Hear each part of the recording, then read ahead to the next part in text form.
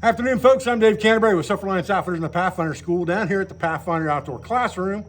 And what I wanted to show you today was we're going to take this Gen 1 Scout Pack, which is the color in dark earth before the Woodland Camo M81 that just came out. And we're going to add a net pouch to the front of this pocket in an empty space above this bottom pocket where first aid generally goes. And we're going to add this pocket today so that if we have outerwear or something like that, we just want to jam into it real quick. We can throw it in a net pouch and we're done with it. It's a real easy add. It takes about 50 feet of paracord and about 25 minutes of your time. I'm going to show you how to DIY that today. Stay with me, guys. So looking at this Scout Pack, and this is the prior version before the camo version came out with some more molly strips on it here. You have a kind of a blank space right here between where the lid comes down and the lower pocket, which is generally used for first aid during classes. What I thought I'd do is you have molly on both sides of that, and you have molly across the top, and you have a couple connection points down here at the bottom. I thought what I'd do is I'd make a net pocket to go on this thing to give me just an extra space there that I could shove a jacket or a shirt or something like that without having to try to trap it between these straps, which is what I generally do.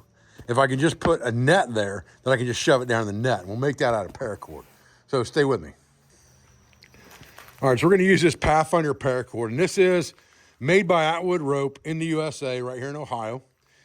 And a lot of times I see people struggle with this because it gets to be a tangled mess when you're pulling it out. And if you pull it from the outside, it's gonna get tangled on you. If you pull it from the center, it should not tangle up on you.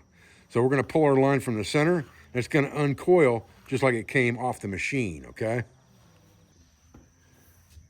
Now I wanna give myself plenty of room for tying overhand knots because we're just gonna do a basic net on this. So it's gonna go through here and come down to the bottom for my connecting point down here at the bottom.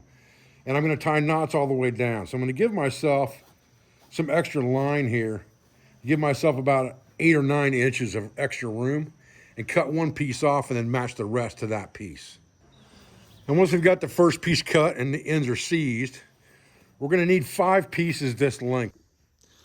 Okay, we've got our 5 lines cut. Now I'm gonna go right back to this tool. Again, this is in my Amazon store if you're looking for it, but it's got a few extras I've added in there, but it's got a lot of needles in it, and it's got fids in there that are made for paracord.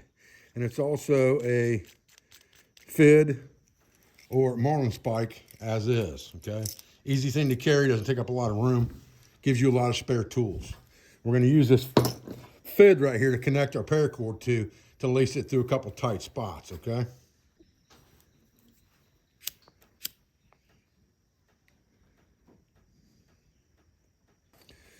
Now we can basically just thread that in, just like that. And we can lace that wherever we want. We're gonna start at the bottom of this pack because remember, we want this to be an open bucket, and we're probably gonna put some kind of a cinch closure on it.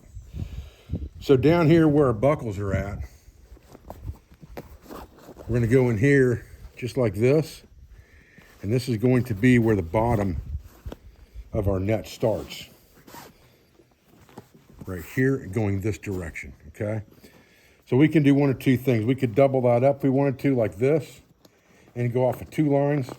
That's probably what I'm gonna do. So I'm probably gonna take this off now, and I'm probably gonna give myself a little excess that I'll cut off after the fact, just to make things nice, neat, and tidy. What I'll probably do is tie a fisherman's knot in here of some kind. Now I'll just tie a fisherman's knot in that thing, a single fisherman's, just like that. And I'll tie my ropes, my down ropes, which in this case are gonna be up ropes onto that, trim this off, and get everything melted in, tagged up, and good. And we'll go from there, okay? Okay, so we've got that neatened up. We can pull that all the way to one side, so it's kind of out of our way. And now we're gonna take our down lines that we've got here, and we're going to divide them in half. And remember that we've got 5 of them. So we're gonna put all 5 of them on here in lark's head fashion and scoot them down just like this. So there's number 1.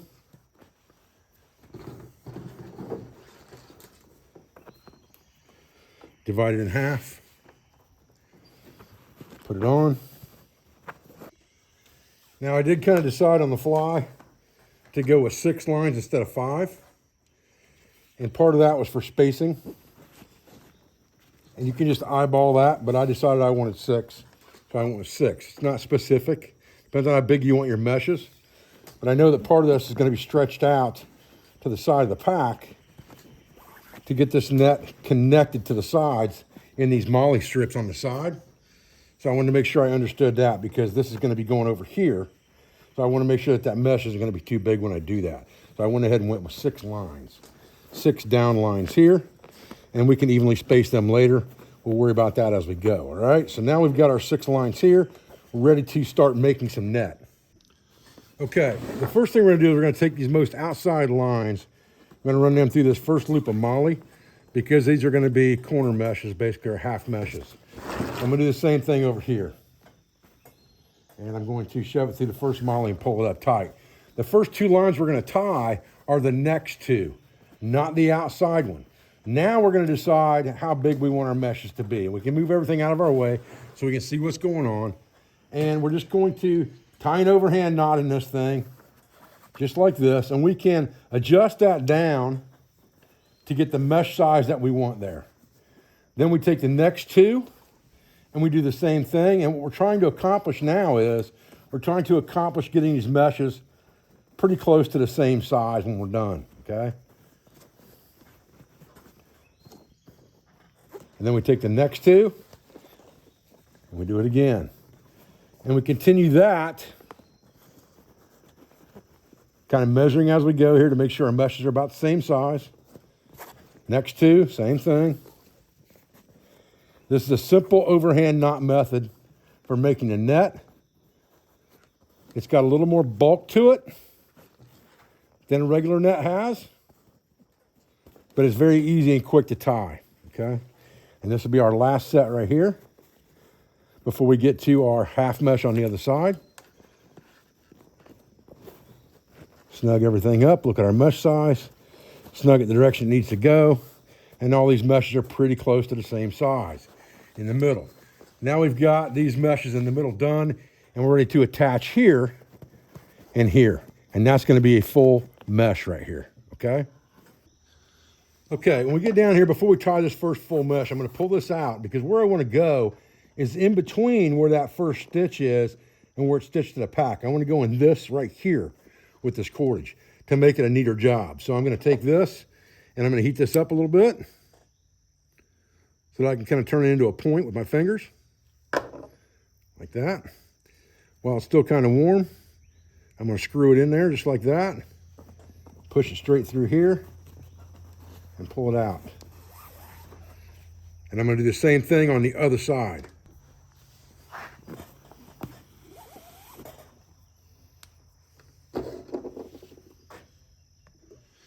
Now, once I've got that done, now it's time to tie my first full mesh right here. And this knot should end up when we tie it. And then again, it's just an overhand knot. And it should end up to where this line and this line are the same length, basically, so that we have symmetry. So this line and this line are the same, and this looks like a triangle, right? And then we're just gonna go right down here and grab 2 and do the same thing again, okay? Now, as we're tying these down, again, we wanna look and see that this and this have symmetry. They're about the same size, okay? And this line are fairly close. They're a little bit off, but they're not too bad. We'll come in here and do the next 2. Again, these are all simple overhand knots.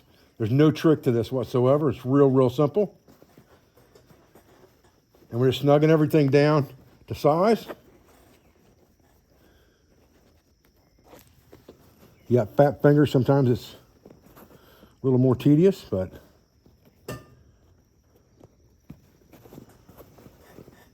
pretty good. Pretty good. All right, now we need to come in here and grab this one and get a mesh right here.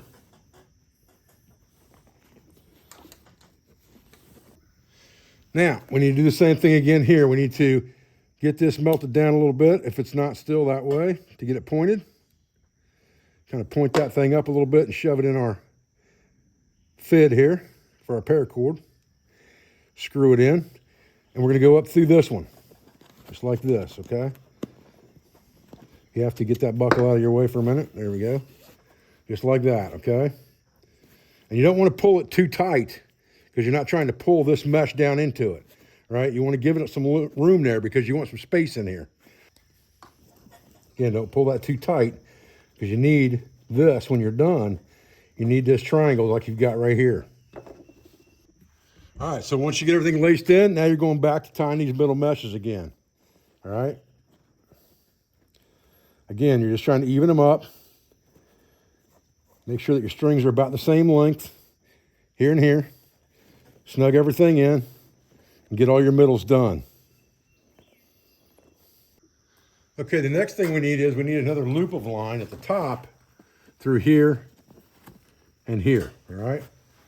So we cut ourselves another piece of rope, and we're going to use our fit again and our lighter, and we're going to get this bad boy.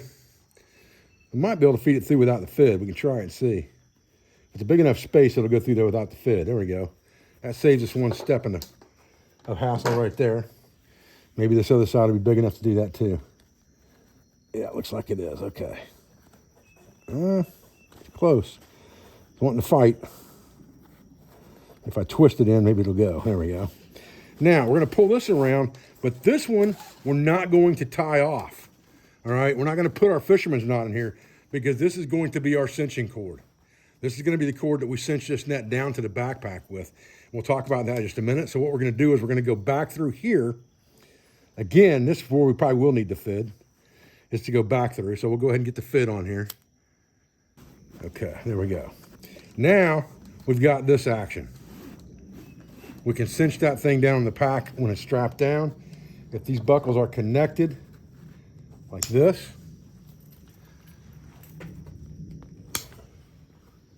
we can pull this string to tighten everything down and close the opening up. We're going to leave ourselves a little space now. And this is what we're going to, and I'm just going to tie this off real quick just to keep it there for a minute. And we'll mess with it later. I'll show you how we're going to lock that up. Now on this last set, all I'm doing is I'm taking the inside one and I'm going underneath the bottom string just like this, our tensioning string, and I'm just tying my overhand knot like normal down close to that so that it comes out to about the top of the strap right here, just like that. I'll tie that right to the top of the strap. And now these knots are basically at the top of the string and they become our pocket, okay? And the rest is tensioning. We can cut these off and melt them down. We don't have to worry about that. They're just holding it to that. The key to this is we can take it apart because there's no knots here we can't get undone. So if we need some of this paracord back, we cut this much off of each tail. That was about 7 feet on each side of paracord, so we'll still be left with almost 6 feet of cordage on each individual piece, just like a utility cord if we needed it for something.